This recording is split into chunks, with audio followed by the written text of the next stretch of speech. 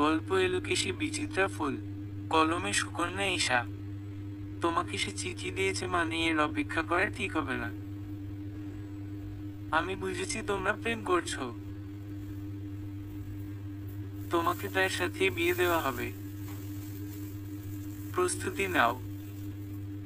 বাবার কথা শুনেই 15 বছরই সাম্রাজ্ঞীর চিত্ত হয়ে উঠেছিল পুলকিত। বেপরোয়া গতির হৃদয়ের সম্মতিতে মতো দিয়ে দিয়েছিল সে। বয়ঃসন্ধির কক্ষে থাকা মেয়েটার মন বিয়ের কথা শুনেই আনন্দে দিশেহারা হয়ে উঠেছিল। কারণ সে চেয়ে এসেছে এমনটা। তার কোমল হৃদয় ছিল অন্যের কাছে বন্দী। মেয়েটা প্রেমে জড়িয়েছে, আর সেই প্রেমের সূত্রেই হয়েছে তাদের কত দেখা সাক্ষাৎ, লুকিয়ে চুরিয়ে। তবে এই প্রথমবারের মতো কোনো প্রেমপত্র পেয়েছিল সে। কিন্তু তা চোখে পড়ে যায় সাম্রাজ্ঞীর বাবার। মহানপুর গ্রামের একজন প্রভাবশালী সাহুকার সাম্রাজ্ঞীর বাবা, পাশাপাশি কাঁচা সবজির ব্যবসায়ী। তবে গ্রামে তিনি সকলের কাছে সাহুকার হিসেবে পরিচিত। মেয়েকে তিনি ভীষণ ভালোবাসেন, তাই মেয়ের প্রেমের বিরুদ্ধে যাননি। সালটা তখনও বিংশ শতাব্দীর শেষ দিকে, 1995। তখনকার যুগে সব মেয়েদেরই এমন কম বয়সে বিয়ে দিয়ে দেওয়া হতো গ্রামাঞ্চলে। তাই সাম্রাজ্ঞীর ক্ষেত্রেও তার ব্যতিক্রম কিছু ঘটেনি। আর গ্রামের মানুষও বাল্যবিবাহের বিরুদ্ধে যায়নি। সাম্রাজ্ঞীর মা মেয়েকে এত তাড়াতাড়ি বিয়ে দিতে না চাইলেও তার মতামত ছিল এই বিয়েতে। কিন্তু তবুও তিনি মেয়েকে সাবধান করেছিলেন। ছোট্ট মেয়েটাকে সবকিছু শিখিয়ে পড়িয়ে দিয়েছিলেন। এও বলেছিলেন যেন মেয়ের প্রতিবাদী সত্তা কখনো নীরব না থাকে। সে যেন সঠিক সময়ে সঠিক বাক্য ব্যয় করে, প্রয়োজনে যেন দেহের শক্তি কাজে লাগায়। কারণ শিক্ষাকে অস্ত্র হিসেবে ব্যবহার করার মতো সুযোগ সাম্রাজ্ঞীর নেই।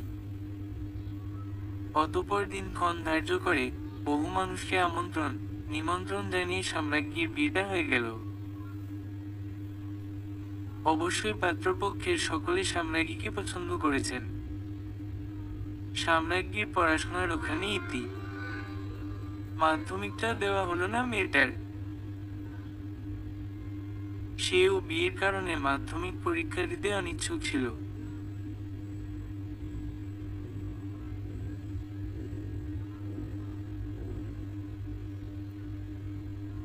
আর পাত্রপক্ষ মেয়েকে পড়াশোনা করাতে চাননি। তাই সাম্রাজ্ঞীকে আর জোর করা হলো না। যার সাথে সাম্রাজ্ঞীর বিয়ে হয়েছিল সে হলো সব্যসাচী। বয়স তারও বেশি নয়, দেখতে শুনতে বেশ সুদর্শন। সবে উচ্চ মাধ্যমিকটা শেষ করে ডিগ্রির প্রস্তুতি নিচ্ছিল ছেলেটা। বলতে গেলে দুজনেই তখনও অপরিপক্ক। তবুও গ্রামাঞ্চলে এসব কারাই বা মানে। প্রেমের বার্তা যখন বাতাসে ছড়িয়েছে, তখন তো একসাথে থেকে ঘর করাটাই উত্তম। কলঙ্কের কালিনা আবার এসে লাগে তাদের গায়ে। সাম্রাজ্ঞীর জীবনটা অতটাও বিষাদের ছিল না, যতটুকু হয়তো তার কপালে পরবর্তী সময়ের জন্য লেখা ছিল। কিন্তু মেয়েটা কি আর তা জানত? সে তো তখনও তার কিশোরী বয়সে দাঁড়িয়ে। তার উড়ন্ত মুক্ত পাখির মতো সুখী মন। এসব প্রেম, বিয়ে, ভালোবাসার মতো স্পর্শকাতর বিষয়ে আগ্রহ তার প্রবল হওয়াটাই স্বাভাবিক। বয়সটাই যে তেমন। কিন্তু আবেগের এই বয়স যে মানুষকে কখনো কখনো পথভ্রষ্ট করে ভুল পথে পরিচালিত করে, তা কজন বোঝে? শ্বশুর বাড়িতে পদার্পণ করতে না করতেই সামরাগী পেল শাশুড়ি ননদের আদর আপ্যায়ন। প্রথম দিনগুলোতে বেশ স্নেহের চাদরে মুড়িয়ে মেয়েটাকে ভালোবাসা দিল সকলে। কিন্তু তাদের সেই তথাকথিত ভালোর আড়ালে থাকা আসল চেহারাগুলো বেরিয়ে আসতে বেশি দিন সময় নেয়নি। বাবা মায়ের আদরের মেয়ে সামরাগী, তাই রান্নাবান্নার তেমন একটা অভ্যাস ছোট্ট সাম্রাজ্ঞীর ছিল না। অপরদিকে গ্রামাঞ্চলে তখনও মাটির চুলো বাড়িতে বাড়িতে। বেশ কষ্টতে মেয়েটা একটু একটু করে শিখে নিল কিভাবে মাটির চুলোয় শুকনো পাতা, লাকড়ির ব্যবহার করে আগুন ধরাতে হয়। শিখে নিল কিভাবে কাটা হাত নিয়ে শিলপাটায় মরিচ মশলা বাড়তে হয়।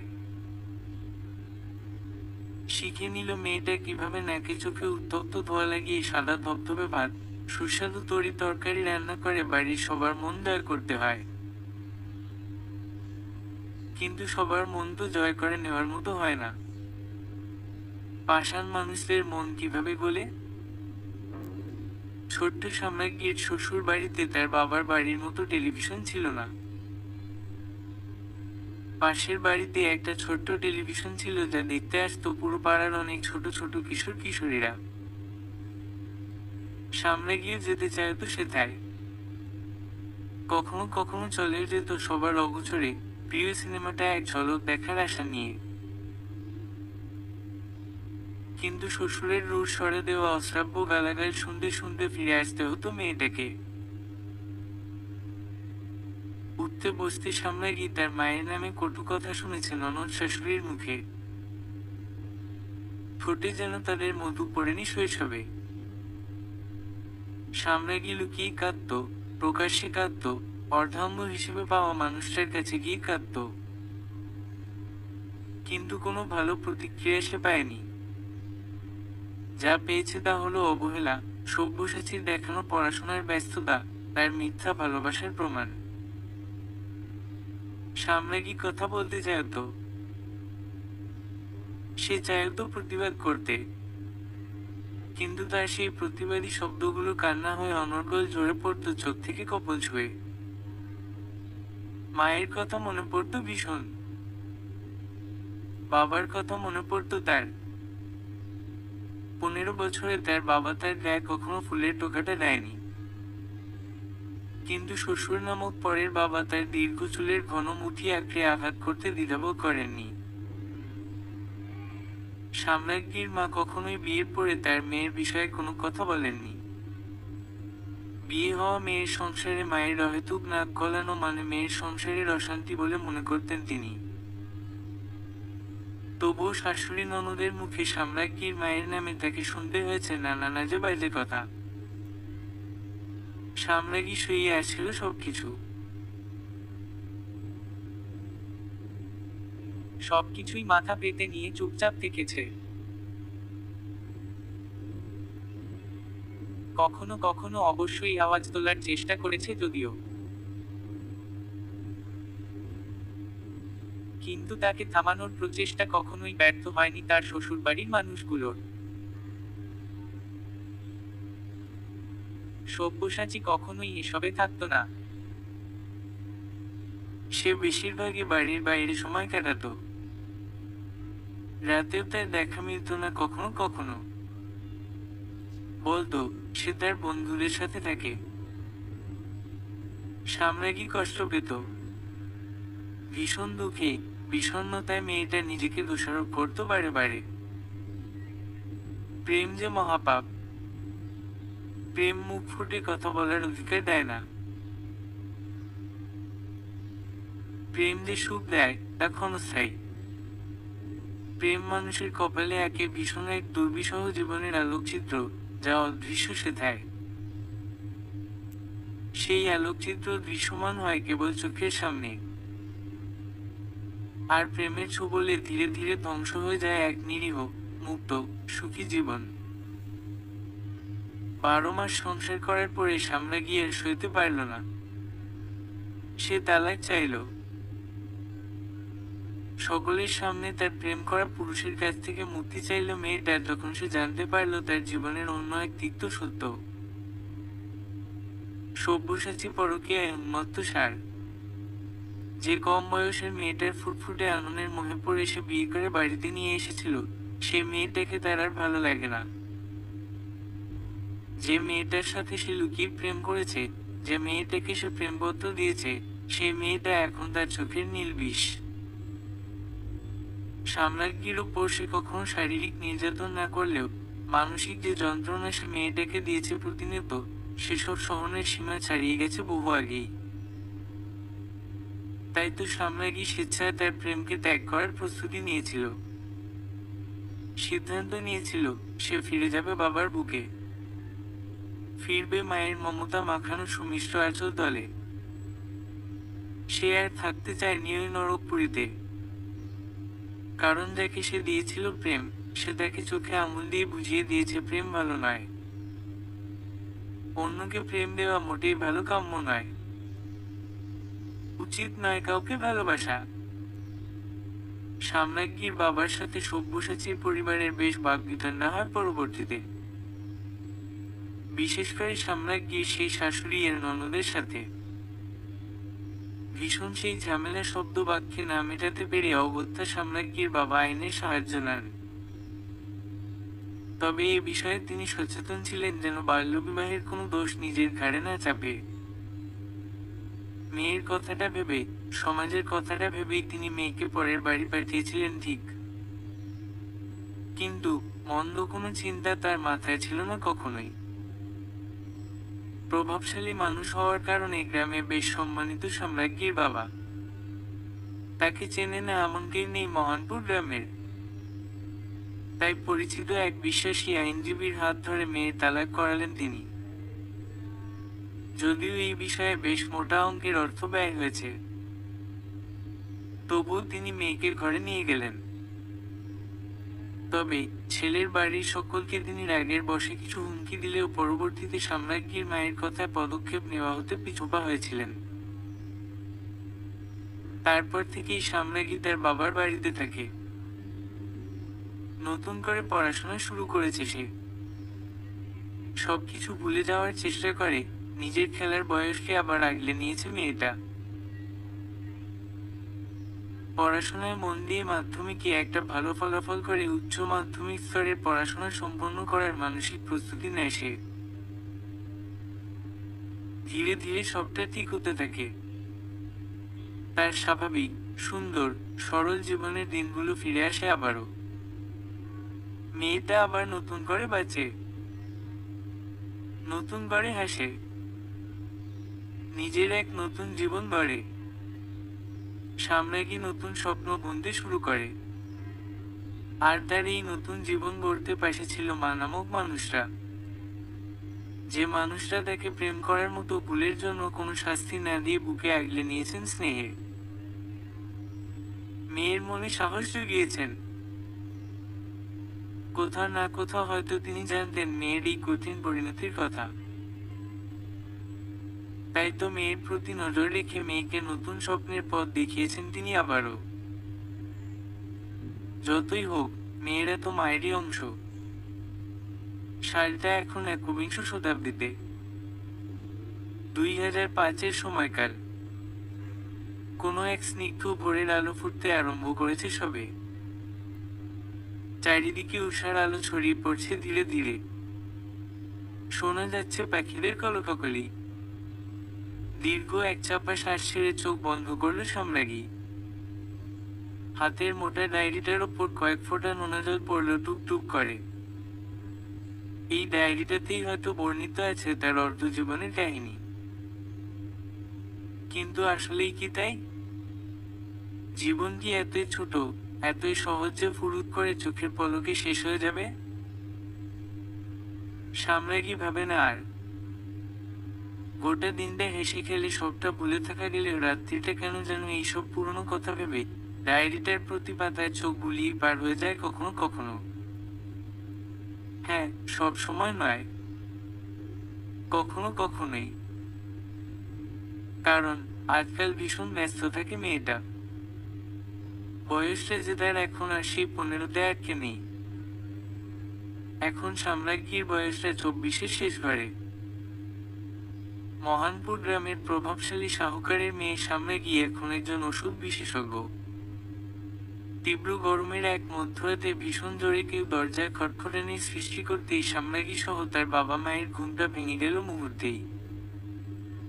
কি ভীষণ আওয়াজ, তা যেন দরজাটা এখনই কেউ ভাঙতে চায়। ভ্রুজোড়া কপালের মাঝখানে টেনে সামনাগীর বাবা কাঠের দরজার আড়া দুটো নামালেন। ছিটকিনিটা খুলে দিতেই হুড়মুড়ির ঘরের মধ্যে ঢুকে পড়ল এক মধ্যবয়স্ক মহিলা।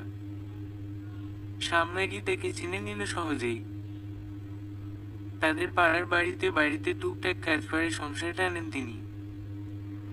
চিন্তারা সব সামনাগীর চোখে মুখে ভাসমান।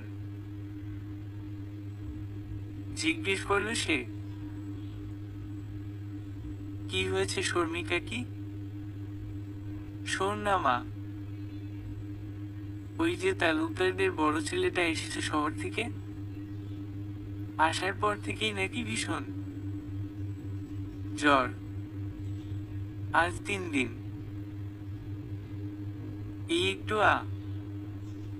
গিয়ে একজন ডাক্তার দেখে গেল, কিছু ওষুধ দিয়েছে, আমাকে ওদের বাড়ির কর্তা ডেকে পাঠিয়েছে। এত রাতে কোনো দোকান খোলা পেলাম না রে মা, কেউ দরজাটা খুলছে না বিপদে। আমার সাথে একটু আসবি, তোকে আমি আবার দিয়ে যাব বাড়িতে। হাঁপাতে হাঁপাতে মহিলাটি সব বললেন। সামনাগী মুহূর্তেই প্রস্তুত হলো। পরনের কুঁচকে থাকা শাড়িটা ভালোভাবে সেটে নিয়ে দীর্ঘ চুলগুলোকে এলোমেলো খোঁপায় বেঁধে নিল সে।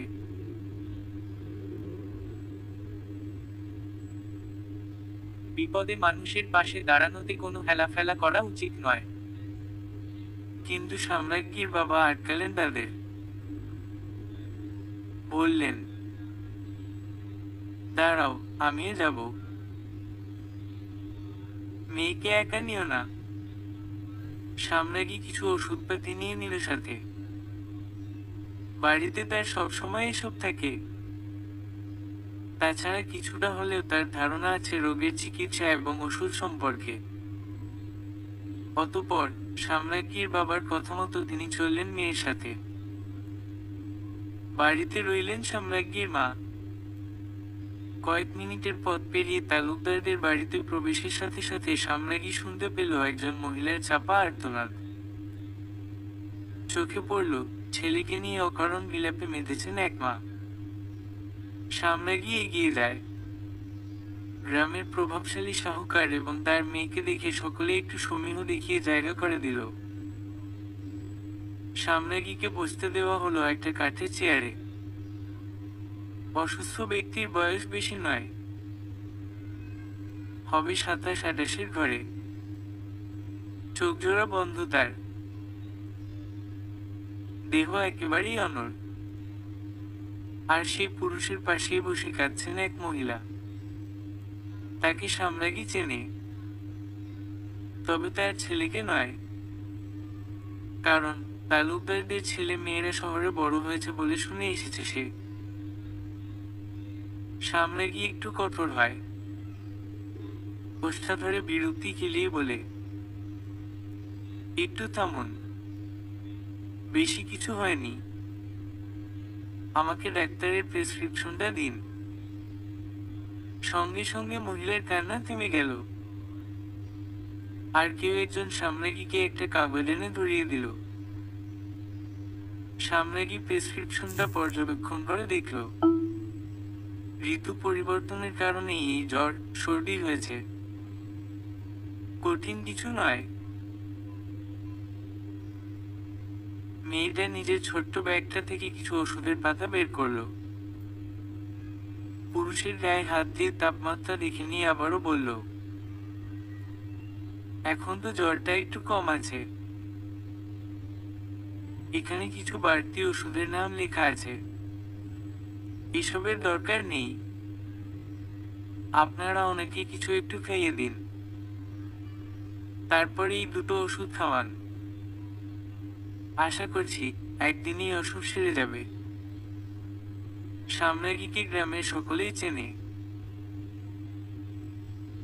যার কারণে তাকে অবিশ্বাস করতে পারেনি কেউ। তার কথা মতো অসুস্থ পুরুষকে কোনোভাবে তুলে কিছু খাবার খাওয়ানো হলো। তারপর সামনে গিয়ে দেওয়া ওষুধ দুটো খেতেই লোকটা আবার ঘুমে আচ্ছন্ন হলো। কোনো দিকে ছিল না তার নজর। আবার হয়তো ছিল সামনাগীর বাবার সাথে তালুকদার বাড়ির কর্তা বসে কথা বলছেন বাড়ির দাওয়ায়। অপরদিকে সামনাগী প্রয়োজনীয় সব ওষুধের সময়সূচি বুঝিয়ে দিচ্ছে কোনো এক যুবককে। তারপর মেয়েটা সেই অসুস্থ ব্যক্তির মাকে বুঝিয়ে শুনিয়ে বাবার সাথে চলে এলো বাড়িতে। তাকে ভীষণ জোরাজুরি করা হলো একটু কিছু খাওয়ার জন্য। কিন্তু মধ্যরাতে এসবের কোনো দরকার নেই বলে সে ফিরে এসেছে। রাত্রি কেটে গিয়ে দিনের সূর্য প্রকাশে আসলো। আকাশ ভীষণ পরিষ্কার, কিন্তু ভ্যাপসা গরমের তাড়নায় অসহনীয় সবকিছু।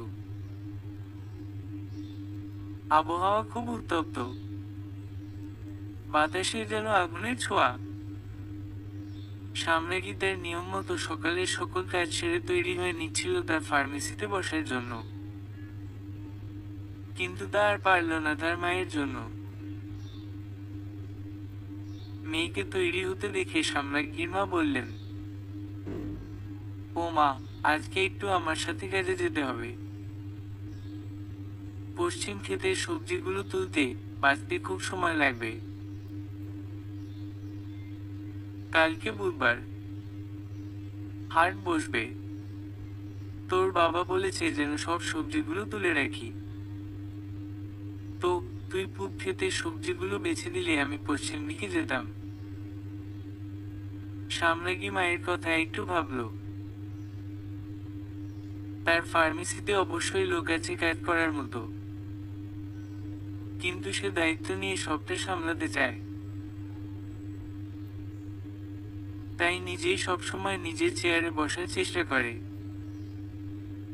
কিন্তু আজ বোধ হয় তা হবে না। সে তার ফার্মেসির এক সহকর্মীকে মুঠোফোনে জানিয়ে দিল যেন আজ সবটা তিনি সামলে নেন। অপর ব্যক্তিও সামনাগীকে আশ্বস্ত করলে মেয়েটা তার মায়ের সাথে তাদের ক্ষেতের দিকে যাওয়ার জন্য প্রস্তুত হলো। কিন্তু বাড়ি থেকে বের হওয়ার সময় তাদের চোখে পড়ল এক ঘটনা। পাশের বাড়ির এক বৃদ্ধ তার পুত্রবধূকে লাঠিসোঁটা দিয়ে মারছেন ইচ্ছে মতো, আর অশ্রাব্য ভাষায় গালিগালাজ তো করছেনই। বাড়ির দাওয়ায় একটা ছোট্ট ফুটফুটে ছেলে শিশু অবিরত কান্না করছে। অনেক লোক জড়ো হয়েছে সেখানে, কিন্তু সকলেই যেন কোনো এক দুঃখিনী সিনেমা দেখে দুঃখ বিলাসে ব্যস্ত। সামনাগী ও সামনাগীর মা এগিয়ে যায় ভিড় ঠেলে। বাড়িটার উঠোনে আধমরা হয়ে পড়ে থাকা বাড়ির বউটাকে সামনাগীর মা আগলে নিলেই সামনাগী গিয়ে দাঁড়ায় সেই বৃদ্ধর সামনে। তীক্ষ্ণ নজর ফেলে জিজ্ঞেস করল, কি কারণে পরের মেয়ের গায়ে হাত তুলেছ? আমার পান্তা ভাত দেখেনি কেন? আমি বলেছিলাম রাতে ভাতে যেন পানি দিয়ে রাখে, সকালে দিল কেন ছমরি? সামনাগী বৃদ্ধর হাতে থাকা লাঠিটা কেড়ে নিয়ে নিল। এতে থতমত খেয়ে কয়েক পা পেছালো বৃদ্ধ। সামনাগী লাঠি উঁচিয়ে বলল, গতরে মাংস তো দেখছি না, হাড় যা আছে ভেঙে টুকরো টুকরো করে কুকুরকে চিবোতে দেব। কোন অধিকারে পরের মেয়ের গায়ে হাত তুলেছ তুমি? মেয়েলি গর্জনের মুহূর্তেই পরিবেশটা নীরব হয়ে গেল। বৃদ্ধ রাগ দেখালো, দাঁত কিরমির করে বলল, এই বেটি, তোর শাহুকার বাপকে আমি ভয় করি না। বড় বড় কথা বলবি না আমার উঠোনে দাঁড়িয়ে। সর। সামনাগীর এক নিয়ন্ত্রণে ব্যর্থ হলো এবার। সজোরে বৃদ্ধর পায়ে দিল এক আঘাত। আর্তনাদে মাটিতে লুটিয়ে পড়ল বৃদ্ধ। বাড়ির চৌকাঠে দাঁড়িয়ে থাকা বৃদ্ধর মেয়েটা দৌড়ে আসতেই সামনাগী মেয়েটার চুলের মুঠি আঁকড়ে ধরে বলল, এই মেয়েটাকে বলতে পারোনি তোমার বান্দা তৈরি করে রাখতে? বলনি কেন? তোমার মেয়ের গায়ে হাত তুলেছি আমি। এখন কেমন লাগছে তোমার? অদূর থেকে এক বৃদ্ধার কান্নার আওয়াজ আসতেই সাম্রাজ্ঞী চিৎকার করে বলল, একদম চুপ! বুড়ো বুড়ি দুটোকে এখানে শুয়ে রেখে যাবো একদম? কত বড় সাহস এদের, পরের মেয়ের গায়ে হাত দেয়, তাও আবার বান্দার জন্য! এই, একদিন ভাত না গিললে মরে যায় মানুষ। সাম্রাজ্ঞী শেষ কথা বলার সাথে সাথে লাঠি ফেলে দেয়, ছেড়ে দেয় বৃদ্ধর মেয়েকে। মুখে কুলু পেটে বসে রইল বৃদ্ধা। সাম্রাজ্ঞীর ভয়ে ভীষণ কাঁপছেন তিনি। সাম্রাজ্ঞী তার মায়ের কাছে যায়, যে মা অতি বিস্ময় নিয়ে নিজের মেয়ের নতুন রূপকে দেখছিলেন। সাম্রাজ্ঞী ওই বাড়ির পুত্রবধূকে দাঁড় করিয়ে বাড়ির দাওয়ায় বসালো। জিজ্ঞেস করলো তার স্বামী কোথায়। জবাবে শুনল, বাড়ির ছেলে শহরে কাজ করে, মাসে একবার আসে গ্রামে। মেয়েটা সবাইকে বাড়ির আঙিনা থেকে চলে যাওয়ার আদেশ দিল। হ্যাঁ, আদেশই দিয়েছে সে। দাঁড়িয়ে দাঁড়িয়ে তামাশা দেখছিল কিনা সবাই। সাম্রাজ্ঞী সেই বৃদ্ধা আর তাদের মেয়েটাকে বলে সতর্ক করে, আমি যদি শুনেছি এর একবার তোমরা এই মেয়ের গায়ে হাত তুলেছ কারণে অকারণে, এই বাড়িতে পুলিশ আসবে। তোমাদের গায়ে আমি জেলের হাওয়া লাগাবো। আমাকে নিশ্চয় চেনো? আমি মহানপুরের প্রভাবশালী শাহুকারের মতো অন্যের কথায় পিছুপা হব না, সরাসরি কাজ করে দেখাবো। সাম্রাজ্ঞীর হুমকিতে সত্যিই ভয় পেয়েছে সেই বৃদ্ধর পরিবার। একবিংশ শতাব্দীতেও এসে যদি কেউ রুখে দাঁড়াতে না পারে, তবে সমাজের বিকৃত মানসিকতার মানুষগুলো বারে বারে জন্ম নেবে। সাম্রাজ্ঞী সেখান থেকে তার মাকে নিয়ে চলে যায়। তারপর পরিকল্পনা অনুযায়ী তার মা যায় পশ্চিম ক্ষেতের দিকে, আর সে কাজ করতে থাকে পূর্ব দিকের ক্ষেতে। বিকেলের সোনা রোদ গায়ে মেখে সবে একটু জিরোতে বসলো মেয়েটা। খানিক আগেই দুপুরের ভাত খাইয়ে দিয়েছে তার মা।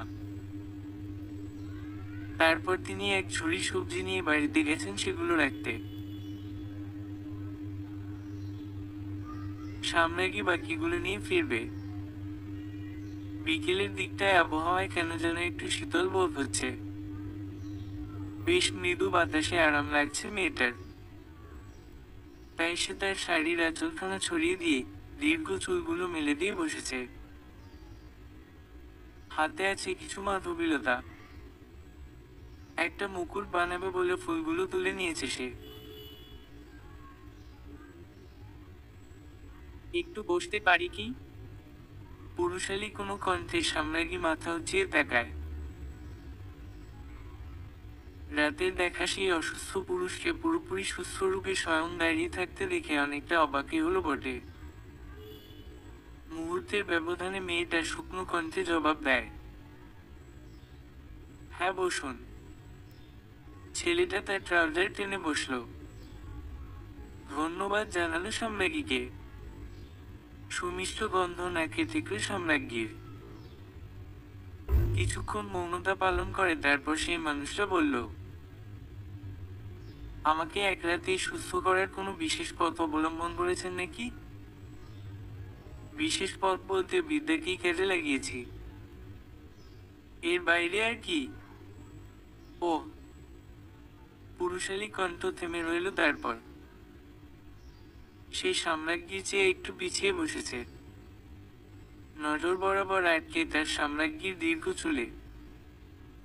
সাম্রাজ্ঞী তার কাজ থামায়নি। সে মাধবীলতার মুকুট তৈরি করছে নিপুণ হাতে। তবে মাঝে বলে উঠল, শুনেছি আপনি শহরে বড় হয়েছেন। হুম, মামার বাসায় থেকে পড়াশোনা করেছি। কখনো গ্রামে দেখেননি আমাকে? অজানা পুরুষের আকস্মিক আপনি সম্বোধন কেন যেন সাম্রাজ্ঞীর মনে ধরে গেল। সে শৈশব থেকেই ভেবে এসেছে, শহুরে মানুষ মানেই অত্যাধুনিক। তাদের কথাবার্তায় এক ধরনের অহংভাব থাকে। না তো, কখনোই দেখিনি। বার কয়েক এসেছিলাম গ্রামে, তবে খুব কম। হুম। সাম্রাজ্ঞীর শেষ জবাবের পরে আরো কিছু সময় মৌনতায় বেশি গেল। সাম্রাজ্ঞীর মুকুট তৈরি শেষ, এবার মাথায় পড়ার পালা। তবে সে পড়ল না। মুকুটটা এক পাশে রেখে পাশ ফিরে চেয়ে দেখল সেই পুরুষটার দিকে, যার কোমল নজর এখনো নিবন্ধ সাম্রাজ্ঞীর চুলে। হঠাৎই সে বলল, আপনার গরম লাগছে না? কেন? চটপটে জবাব দিল মেয়েটা। ভ্রু কুঁচকে তাকিয়ে রইল ছেলেটার দিকে। এত গরমে এই লম্বা চুলগুলো এভাবে ছড়িয়ে দিয়ে বসে আছেন যে? সাম্রাজ্ঞী হাসল মৃদু স্বরে। বলল, না, আমার অভ্যাস আছে। পুরুষ মানুষটা হঠাৎ সোজা হয়ে বসল। সাম্রাজ্ঞীর মুখের দিকে বেশ কিছুক্ষণ তাকিয়ে রইল সে। এতে খুব অস্বস্তি বোধ হলো মেয়েটার। সে সরাসরি বলল, এমন আচরণ আশা করিনি। সরি। খারাপ আচরণ দেখানো আমার উদ্দেশ্য ছিল না। সাম্রাজ্ঞী উঠে যেতে চাইল, কিন্তু পারল না। শুনুন, বসুন একটু। আমার আচরণের জন্য ক্ষমা চাইছি তো? তেমনটা নয়।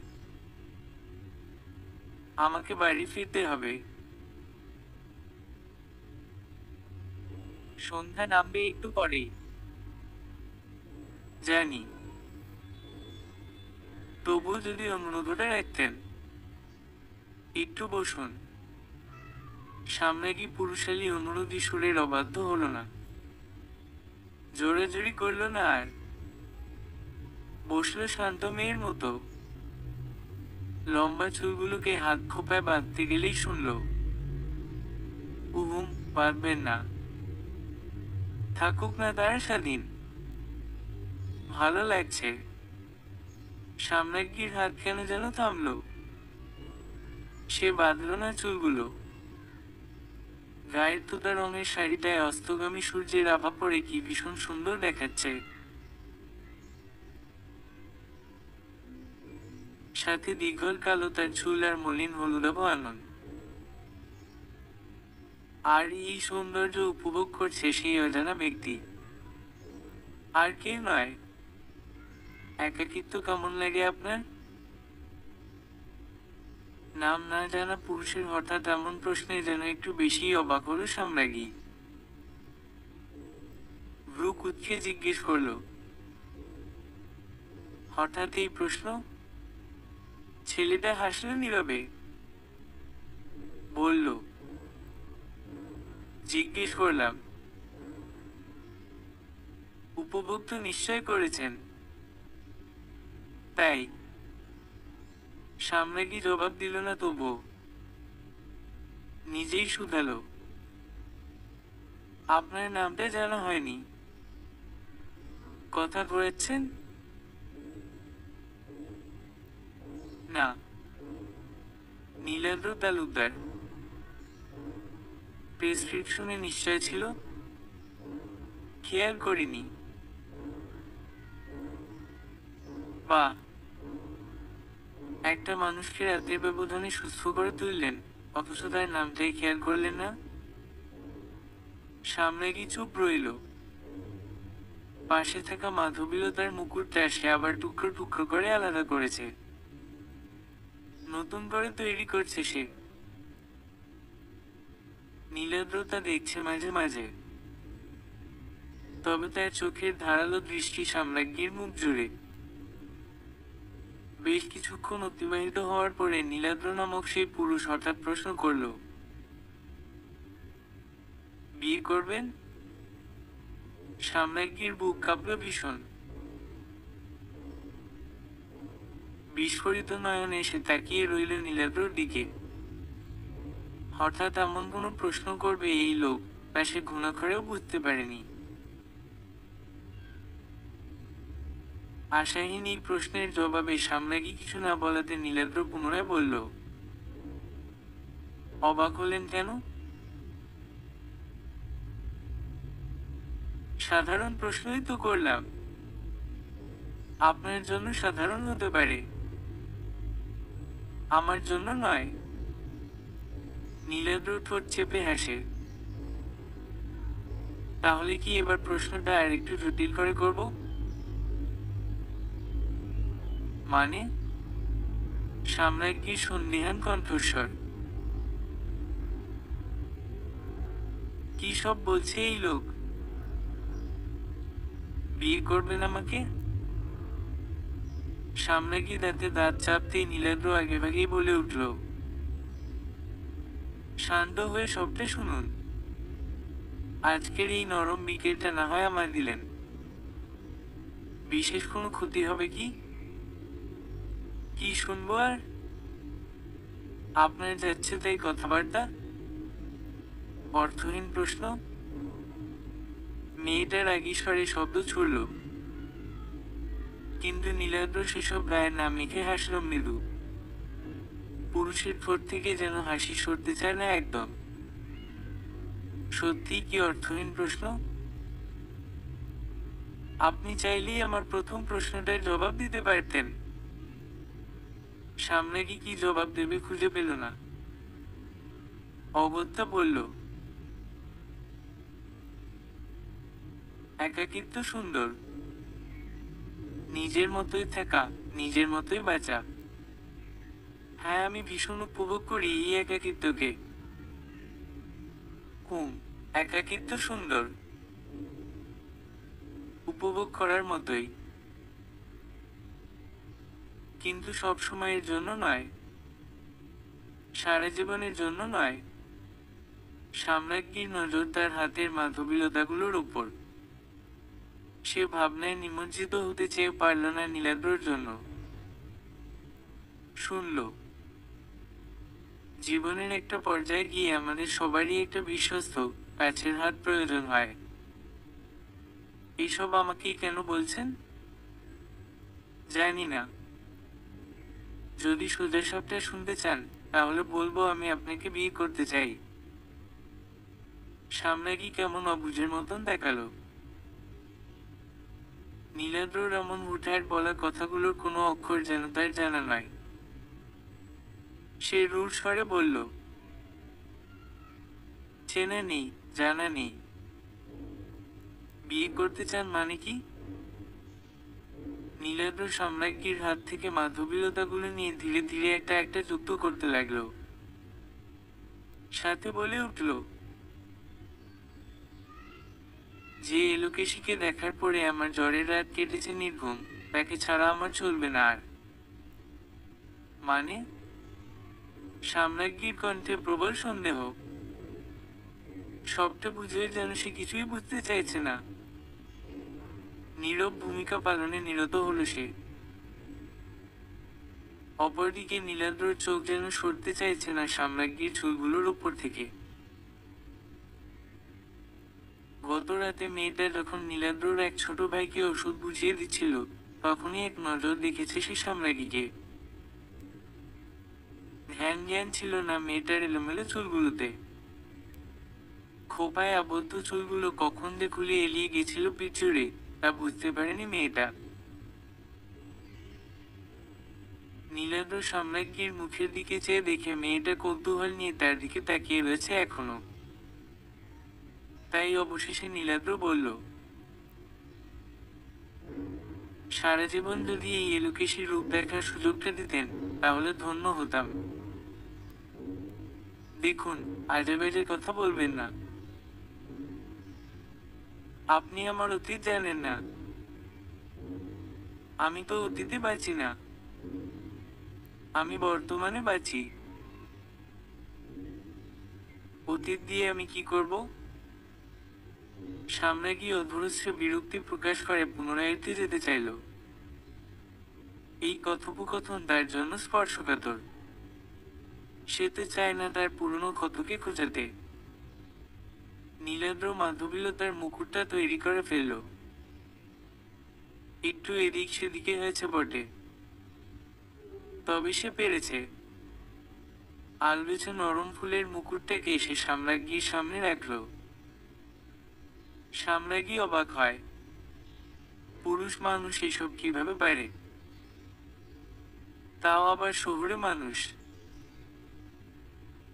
15 বছরের যে সাম্রাজ্ঞী স্বামীকে তালাক দিয়ে নিজের বাবার কাছে ফিরে আসতে দুবার ভাবেনি, সেই সাম্রাজ্ঞীর প্রতি আমার বিশেষ সম্মান রইল।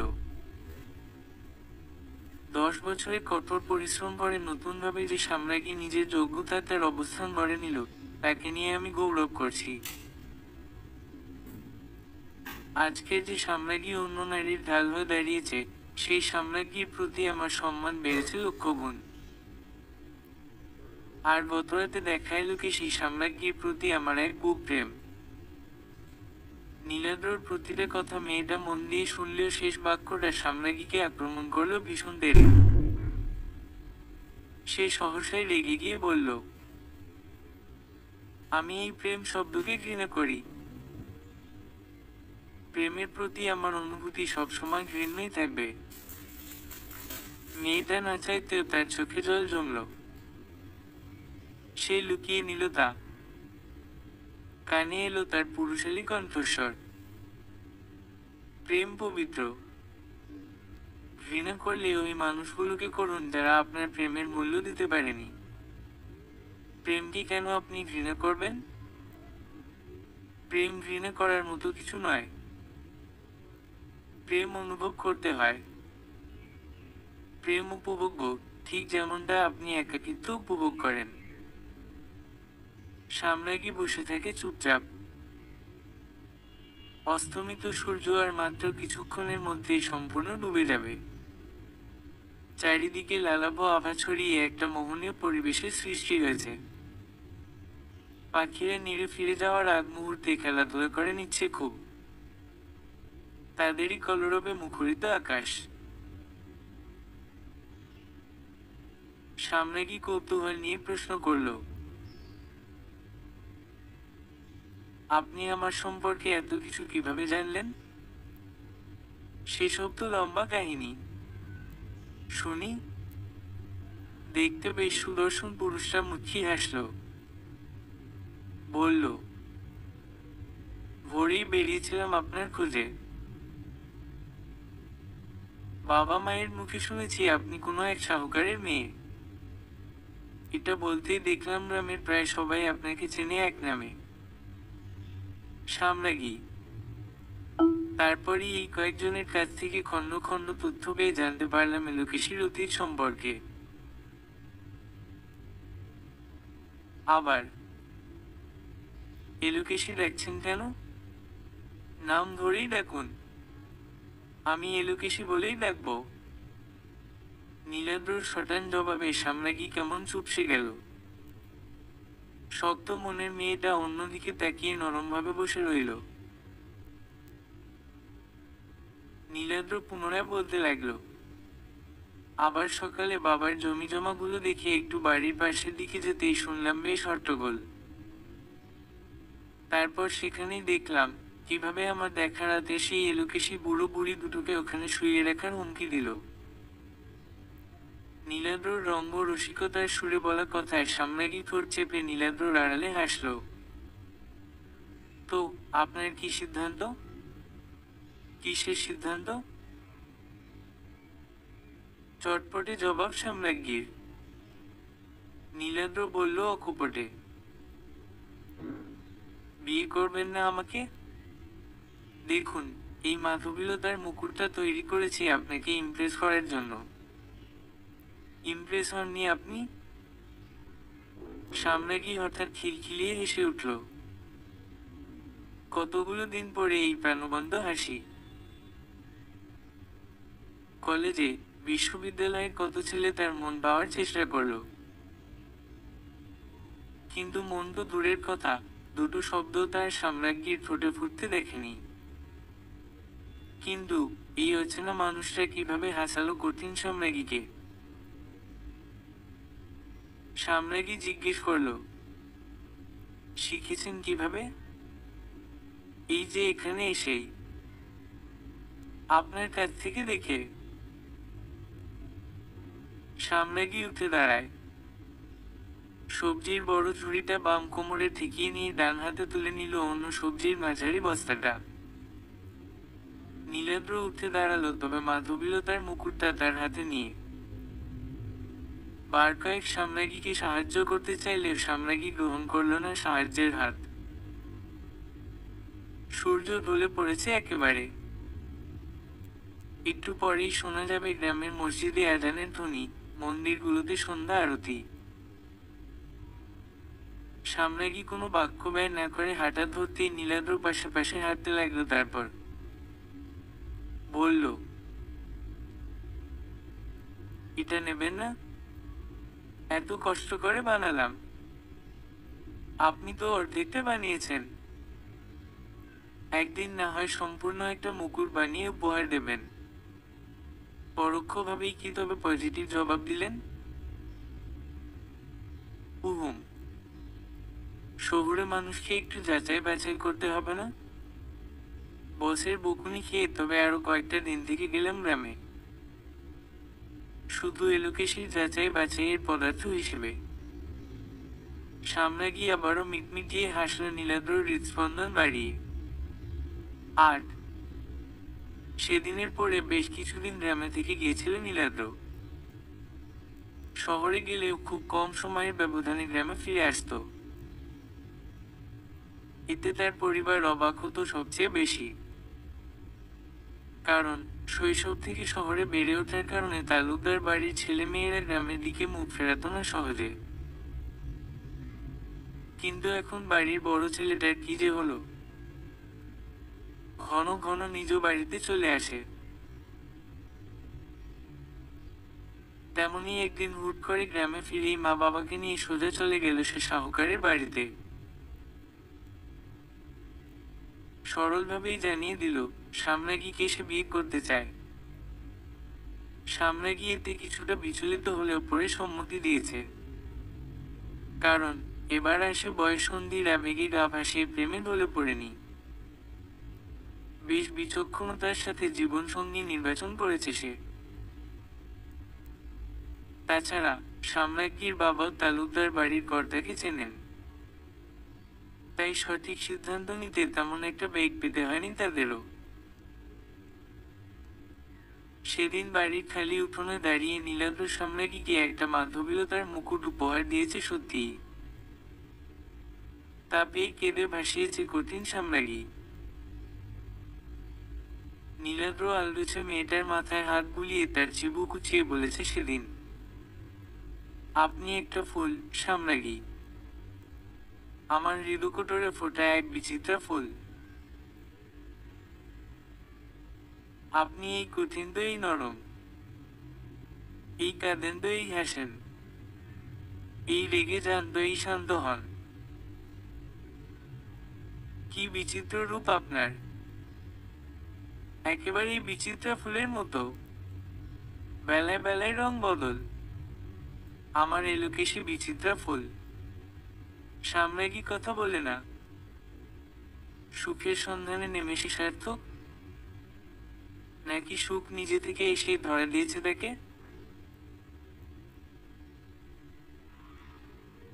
গত দিনগুলোতে সাম্রাজ্ঞী খুব চিনে নিয়েছে নীলাদ্রকে। খুব যত্নবান সে, কেবল প্রেমপত্র দিয়ে লুকিয়ে চুরিয়ে দেখা করলেই যে প্রেম হয় না তা বুঝিয়েছে সে। মাঝে মাঝে সাম্রাজ্ঞী প্রশ্ন করে, প্রথম দেখায় প্রেম হয়? কিন্তু নীলাদ্র সবসময় প্রমাণ করেছে প্রথম দেখাতে পারে মানুষ প্রেমে পড়তে। প্রথম দেখাতে পারে মানুষ আজীবন সেই মুখশ্রী মনে রাখতে। প্রেম প্রগাঢ় হলে, প্রেম সত্য হলে ভালোবাসা আপনা আপনি হয়। তাতে আবার প্রথম আর শেষ দেখা কি?